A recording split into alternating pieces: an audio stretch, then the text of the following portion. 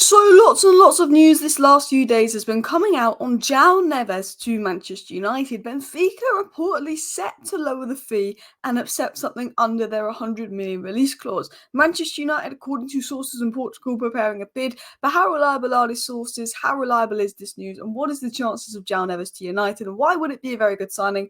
We will discuss that. Fabrizio Romano speaks about a new potential deal Manchester United may be exploring in midfield if Joao Neves is not over the line, in Edson Alvarez. And obviously we have information coming in on Zirkzee. Is it as close as people think? Is it a little bit less close?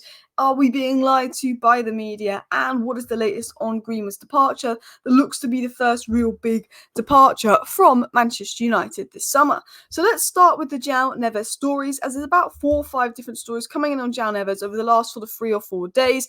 Here are some of the ones coming in today from the less reliable sources, but I don't know if they're less reliable, they're just sources that I'm less familiar with. So I'll start with these and then I'll get into what the more reliable sources are saying, the sources I'm more familiar with and know to be more credible. Benfica could be forced to sell Joao Neves for less than the €120 million release clause. No clubs are willing to match this and they need to make sales for financial reasons. Manchester United chiefs believe a lower fee can be agreed for Joao Neves despite the €100 million release clause. So that was the first thing being said, that Benfica may lower the release clause. No one's going to pay €100 million for Joao Neves, but maybe they can get 70, 80, and if they need to sell for financial reasons, there's a feeling that maybe a deal could be done in the 70 million range. But will Man United be willing to pay for 70 million? What are Man United willing to pay? What are Man United willing to bid? Well, it was also said that Manchester United have made an approach for Joao Neves. United is seriously committed to signing the Portuguese midfielder, and Benfica have made it known that he will only be sold for a big fee if there's an offer below the €120 million release clause, which would be maybe €100 million, which would be around 80 million is what Benfica is saying. But I think if you can negotiate it, you can get a bit lower. I think you could probably get Joao Neves at 70 million, maybe 65 million if you really negotiate well. I don't think you get for much less than £70 million despite Benfica lowering the fee. And I don't know if Man United have that money to spend on one position, but according to Team Talk, Manchester United is set to make an improved proposal for Joao Neves. It's believed that United could raise their offer to £63.9 million to £64 million for the player, also adding a string of add-ons which could take the fee to £72 million mark. I think potentially, a deal that starts at £64 million, going to like 72, 73, 74 million add-ons could be possible. I think we'd have to start at 65 million to take it to 75 million add-ons, which is just under €100 million for it to be possible, because Benfica are good at selling. Benfica are one of those teams, they're very good at selling. They've got, nearly 75 million for Goncalo Ramos. They've got 100 million for Joao Felix, 100 million for Enzo Fernandez, nearly 100 million for Darwin Núñez. They are a very good club at selling. It was also said that Manchester United are pushing for Joao Neves and are expected to make a new offer to try and secure his signature. So reports are coming out suggesting that United are preparing a new offer for Joao Neves, which could be in the 64 to 75 million pound range mark, and that Benfica could lower the price and United are pushing for this deal. Now, what I'm going to say, because I'm going to get into what the more reliable sources are saying, is I'm fully aware United like Joao Neves. I think it just depends on the fee. Academy Scoop said both Ineos' relationship with Joao Neves' agent George Mendes and Man United's relationship with Benfica is strong. United's recruitment have followed Neves for over a year. The scouts are regularly in attendance at his games. We know that Joao Neves is really liked and appreciated inside United, and we've had talks with his agent.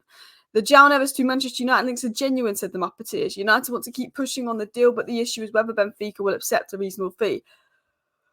I think right now, Man United want Branthwaite, Joao Neves, Zirkzee, Elise, and then whatever they do in sales, they'll put in another defender. I think that's what Man United want to do this window. I really think that we like Joao Neves and we're pushing for Joao Neves and we're making an attempt to sign Joao Neves. I just don't know if we will sign Joao Neves because it depends on Benfica lowering the price. Is there financial issues? Can we believe that source? And if they lower the price, is it going to be, 30, 40 million euros less than his release clause? I can't see Benfica doing that.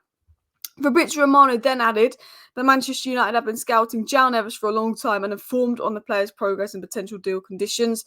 I'd love Joao Neves, but I think Joao Neves is the next season signing. For me, Fofana 25 million, we for 25 million. That's 2 midfielders that bulk up the midfield, because I think we need 2 midfield signings for £50 million. And then you've got we from Fofana can play as a 6. Next season, you get Joao Neves and then him and Maino can play in that more advanced role, and Bruno and Mount can play in the 10 role. And then you've got, 2 good 10s, 2 good 8s, and 2 good 6s. Well, even though Max Wee from Fofana are more hybrid players, I do think that as good as Joao Neves is, he's a next season signing. But if we do sign Joao Neves this season, I can't complain. Every day in UFC summed it up so well. Joao Neves' ability to aggressively push up the pitch forces the Benfica line to push higher and the opponent deeper. He's consistently available, the recycler of the ball, the recycler of the side, whilst also being the controller from deep and starter of attacks. Temperament is top, stability and superb. And that's exactly how I feel about Joao Neves. I think he's hit the nail on the head. And when you look at Joao Neves, teenager, 19 years of age, represented Portugal and Benfica already, very versatile, can play box to box, can play deeper. Even though he's not the most physical, we can play deeper. What he's really good at is covering large amounts of ground and space, which is something that United currently need in midfield, particularly in the Premier League and the way we want to play. He is very good in build-up. He's very good at recycling the ball, as mentioned. He could play in the pivot and help with that build-up, take the reliance off Maynard being the only natural ball player in midfield who likes to receive the ball with sort of his back to go on turn. He doesn't have any outstanding weaknesses. He's not the most physical, and I think for me, we need someone more physical in the pivot to partner Maynard and Bruno. But he still uses his body well. He's still decent at winning duels, winning the ball back. We know that he's a good winning at the ball back. We know he's press resistant. We know he's a good passer. And he just helps push the team forward in progression. I think he's a good profile. Now, another player Man United are looking at for the DM profile, and it's a completely different profile, is Edson Alvarez. For which Romano revealed this: Manchester United is seriously considering bringing in a new midfielder, almost sure in case if Casemiro leaves. Understand Mexico captain Edson Alvarez is one of the options being discussed and eternally appreciated by Ten Hag. It's a difficult deal as West Ham consider him a key player. I actually like Edson Alvarez, and I think Edson Alvarez is a very good player that's had a very good season at West Ham and stepped up very well in Declan Rice's absence. And I see a lot of people crying over this, Edson Alvarez is rubbish. Edson Alvarez is a good player who's had a good season. I just think he would be not worth the money. If West Ham don't want to sell him, we're going to have to pay a lot of money for him. And I don't think he's worth the money when I think there are really good options out there like Weaver and Fofana for a better fee. I don't think Edson Alvarez is a bad player. I wouldn't cry if Man United signed him because there's a lot of outrage over this, but I just think that West Ham will want 70, 80 million. And I think that would be ridiculous if we paid that for Edson Alvarez. That would be like Anthony 2.0, but for a slightly better player. I think he's a good player, Alvarez, but I don't see him leaving West Ham. I also think that this is because Ineos' hierarchy isn't in place, so obviously Ten Hag's having a bit more input than he would normally have, because this is obviously a player that Ten Hag's worked with and Ten Hag will want. But Ineos are trying to say, Ten Hag's going to have less control over transfers, so if Ten Hag wants Edson Alvarez, there's less chance of us getting him now under Ineos, because Ineos are going to have their own recruitment team to do their own recruitment. This would be very much a Murta Arnold kind of deal. I like Edson Alvarez. I don't see the deal happening. I don't think it's likely. I don't think West Ham will sell for a fair price, so I don't think we'll go for him. I also think Ineos is saying they want to take Ten Hag's power away when it comes to transfers, so this is very Ten Hag influence, let's be honest. Now, talking of a transfer that could happen, Joshua Zirkzee to United. Apparently, we're going to pay his 34 million release clause and feel the deal's going to be done.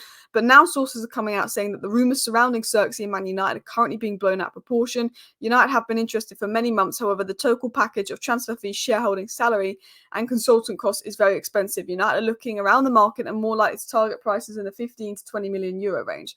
Now, I know that Man United want Joshua Zirkzee, and I know that Man United have put the funds away and are willing to pay the funds to bring Joshua Zirkzee in. There's 40 million put away for a striker. They were actually willing to pay the money for Sesko. There's actually 55 million put away for a striker this summer.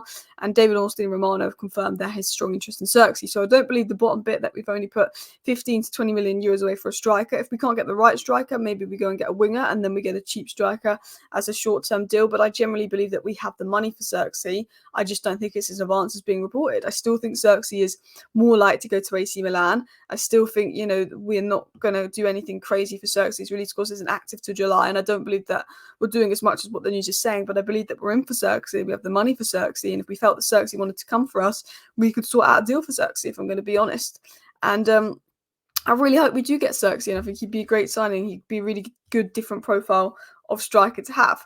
Which brings us into the next story on Mason Greenwood. It said that Lazio are really pushing to sign Greenwood. Juventus and Valencia still in the race for Greenwood. There's 3 teams in the race for Greenwood, all willing to offer the £25-30 million mark for Mason Greenwood, which hopefully could push a deal up to £35-40 million. I think Greenwood will be gone in the next 2 weeks. I have a feeling that the first sale that's going to happen at Manchester United is Greenwood. I think maybe Dortmund and Juventus both have interest in Sancho, so if Greenwood goes to Valencia or Lazio, that could open up the door for maybe a Sancho sale and maybe progression on Elise. But Chelsea are really, really pushing Elise to agree personal terms with them and really, really trying to tie down Elise. So if we want Elise, we've got to move quick. Now, I think we are moving a bit quicker than people think. I think there's definitely lots going on behind the scenes with Branthwaite, Joao Neves and Zirkzee. I think Ineos are working on stuff, but I'd like to see 2 signings in June, we've not got much longer left of June. Please do hit that like button. Of course, subscribe down below if you're new. Thank you for watching today's 10-minute update on all the latest Manchester United news stories and more. Smash a like, smash a subscribe. See you next time. Thank you for watching. Bye.